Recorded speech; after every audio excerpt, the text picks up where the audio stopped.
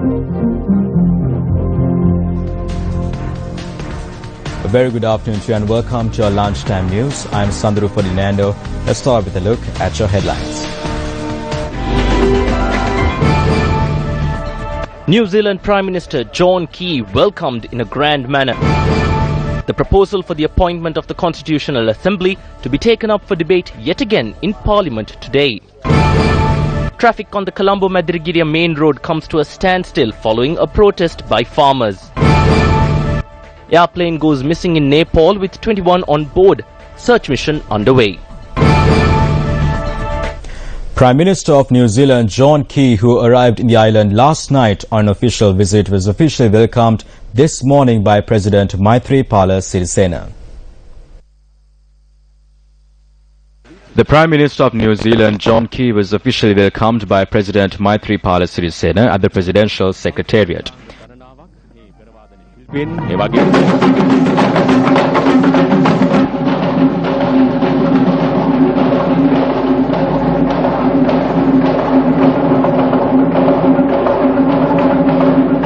ලක්වුණු අපේ රටට මෑත කාලීනව මෙලෙස පැමිණි රාජ්‍ය නායකින් සංඛ්‍යාව අතිවිශාලයි. ඒකී දිගු කාලීන මිතුදමක තවත් පරිච්ඡේදයක් සනිටුවන් කරන අවස්ථාවයි ඔබ දකින්නේ.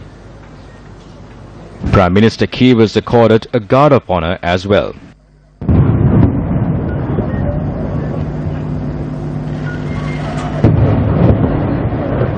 Thereafter, several ministers and officials of Sri Lanka were introduced by President Sirisena to Prime Minister Key.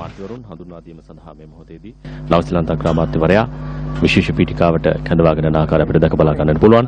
නවසීලන්තයෙන් ශ්‍රී ලංකාවට පැමිණි රාජතාන්ත්‍රික පිරිසත් මේ අතරදී අපිට හඳුනා ගන්නට පුළුවන් කමක් ලැබෙනවා. දෙරට රාජ්‍ය නායකයින් හඳුනා ගැනීමෙන් Following the ceremony, Prime Minister John Key and President Sirisena held bilateral talks.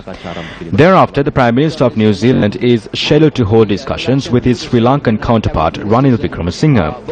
The aim of the New Zealand Prime Minister's visit is to strengthen political and economic ties between the two nations. The New Zealand Prime Minister's visit will conclude on the 26th of this month. John Philip Key is the 38th Prime Minister of New Zealand in office since 2008. Key entered the New Zealand Parliament representing the Auckland electorate of Helensville as one of the few new national members of Parliament in the election of 2002 following National's significant defeat of that year. He has held the seat since then. He has led the New Zealand National Party since 2006. The proposal for the appointment of the Constitutional Assembly will be taken up for debate yet again in Parliament today. Following the urgent party leaders' meeting held yesterday, it was decided to carry out a vote regarding the matter in question today. In more local news, it has been reported that a Hartal campaign is underway in Vaunia. Black flags were seen raised in shops in the area since morning, and this has disrupted the day-to-day activities of the public. The Hartal campaign was launched to protest against the rape and murder of a 13-year-old girl in the Ukkulimakulam area recently. Our correspondents reported that all shops in the Vaunia town are closed. Most private buses commencing their journey from Vaunia too had halted their operations. Our correspondents noted that many schools in the area remained closed today.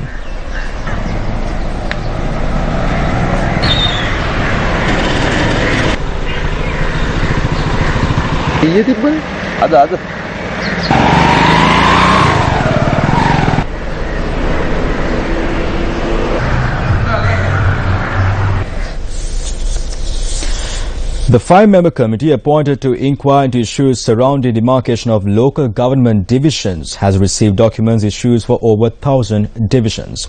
The Ministry of Provincial Councils and Local Government said that issues have been forwarded by political parties, civil organisation, election monitoring organisation and the general public.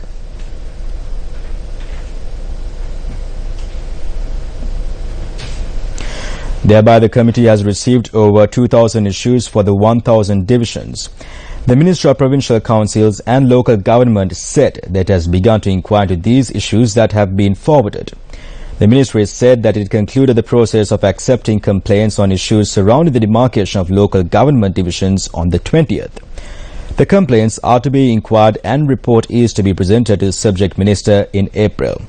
The Minister of Provincial Councils and Local Government said that this process is aimed to hold the local government elections in June.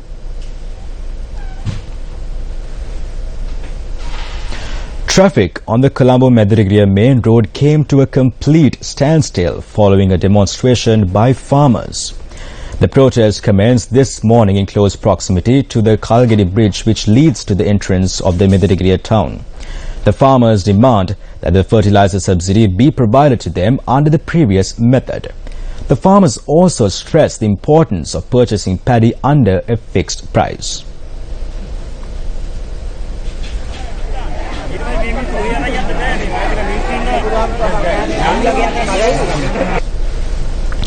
A deflation had been recorded for the month of January 2016. Director General of the Department of Consensus and Statistics, Dr. Amara Satrasinghe, said that inflation decreased to minus 0.7% in January 2016 from 4.2% in December 2015 on a year-on-year basis. The Department of Consensus and Statistics says that the National Consumer Price Index, or the NCPI, decreased by 1.1% from December 2015 to January 2016. The department adds that the NCPI for all items for the month of January 2016 decreased from 113.2 in the previous month to 112 in January. The department goes on to say that the decrease in prices of vegetables, green chilies, limes, big onions, potatoes and coconuts have attributed to this situation. It adds that prices of fresh fish, dried fish, some varieties of fruits and eggs increased during the month of January. Meanwhile, the National Police Commission is to revisit Ambilipitiya tomorrow to conduct further investigations over the incident where an individual died after falling off a building following an altercation with police during a party. Chairman of the Commission, Aridas Kure, speaking to Newsfirst, said that evidence will be recorded from a number of individuals tomorrow. He said that after obtaining their statements, a report will be presented to him by the team of detectives. The police ASP, who was arrested on suspicion, remains in remand custody. A discussion took place at Colombo on rectifying the parliamentary anomalies before preparing a new constitution.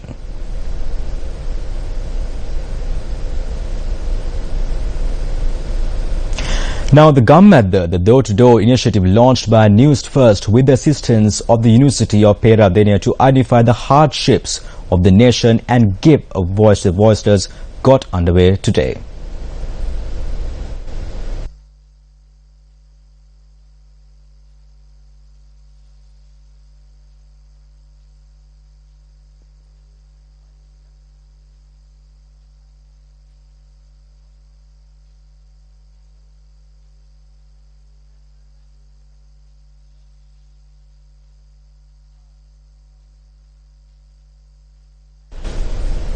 And now going back to one of our local news, Prime Minister of New Zealand John Key, who arrived in the island last night on an official visit, was officially welcomed this morning by President Maithripala Sirisena. The Prime Minister of New Zealand John Key was officially welcomed by President Maithripala Sirisena at the Presidential Secretariat.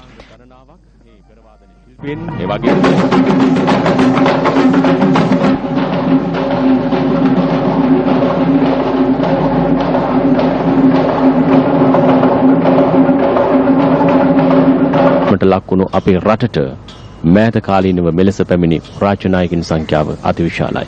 ඒකී දිගු කාලීන මිතුදමක තවත් පරිච්ඡේදයක් සනිටුවන් කරන අවස්ථාවයි ඔබ දකින්නේ.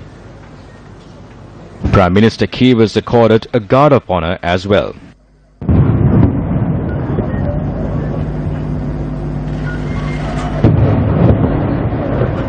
Thereafter, several ministers and officials of Sri Lanka were introduced by President Sirisena to Prime Minister Key.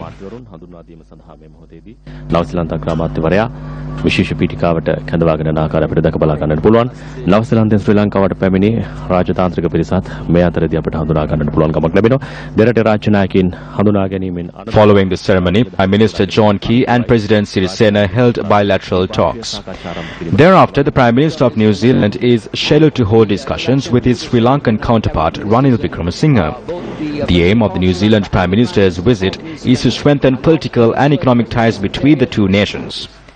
The New Zealand Prime Minister's visit will conclude on the 26th of this month. John Philip Key is the 38th Prime Minister of New Zealand in office since 2008. Key entered the New Zealand Parliament representing the Auckland electorate of Helensville as one of the few new national members of Parliament in the election of 2002 following National's significant defeat of that year. He has held the seat since then. He has led the New Zealand National Party since 2006. The discussion took place in Colombo on rectifying the parliamentary anomalies before preparing a new constitution. There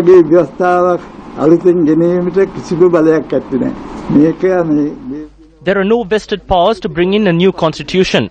This will be a deformed parliament like what we have now.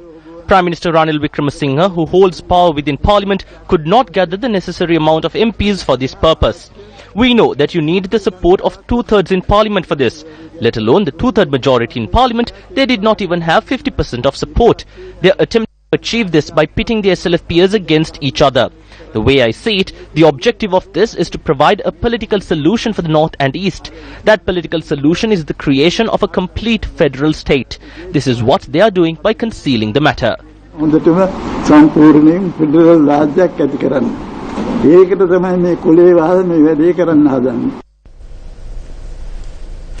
Gammadda, the door-to-door initiative launched by Newsfirst to identify the hardships of the nation and give a voice to the voiceless, commenced this morning by reaching out to the rural villages in Jaffna, Puttalam and Bibila towns.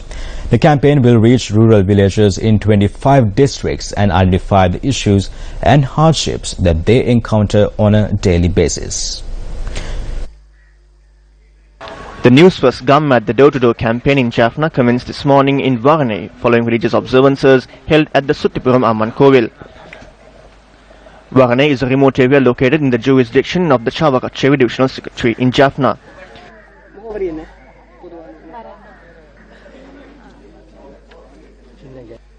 The Newsfirst Gammadda, the door-to-door campaign was launched in Jaffna this morning, and we are currently at the Amman Kovil in Varanai, Jaffna, where we are interacting with the people and asking the people what their issues are. The main aim of Gammadda door-to-door is to highlight the public issues faced by the general public at the grassroots level. Most often, the people of the rural areas in the country do not have their voices heard. Gammadda door-to-door is an opportunity to bring out their voices, an opportunity to bring out their problems. That is what Newsfirst, together with the University of Peradeniya, is attempting to do. All these people behind me are witness to this. All these people have gathered here because they trust in Newsfirst and the University of Peradeniya to bring their issues to the limelight. Today we will be heading to the Varanai North area as well as Karapinchi, Kurichi and other areas on the outskirts of the Jaffna district. For the Newsfirst team, I am Ramesh Irugal Bandara from Varanai, Jaffna. The Newsfirst team visited homes in the area to identify the hardships faced by the people. The team is set to visit the villages of Karambakaruchi, Varanai Varaka and Navakkaddu today. The second team of the Newsfirst Gammadda door-to-door campaign commenced their journey this morning from the village of Manalgundu in Puttalam. The team commenced their program under the auspices of the Puttalam District Secretary M.H.M. Chitwananda, Puttalam Divisional Secretary Muhammad Malik, SSP of Puttalam and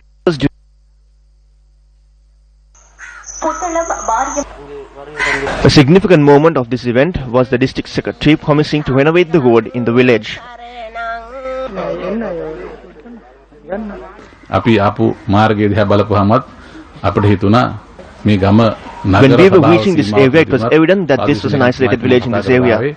I had a discussion with the Divisional Secretary. We will speak with the Municipal Council and try to at least cover up the ditches on the road. I believe that the Municipal Secretary will direct his attention towards this matter. ග්‍රේඩරයක් දාලා කපලා හෝ වලවල් ටික වහලා දෙමු.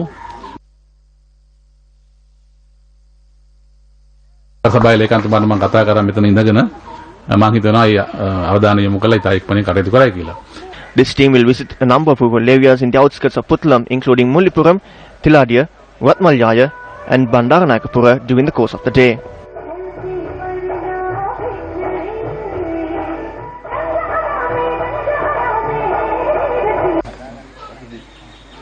The third team of the Newsfirst Gam at the door-to-door campaign commenced their journey from the historical Unagolla Purana Raja Mahaviharaya, where the Uwa Vellassa battle took place.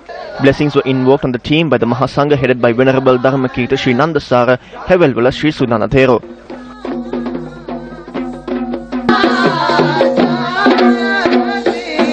The Newsfirst team reached the rural village of Ratugala and Nilgala in order to identify the difficulties faced by the people. The Newsfirst Gam at the door-to-door campaign will conclude on the 18th of March.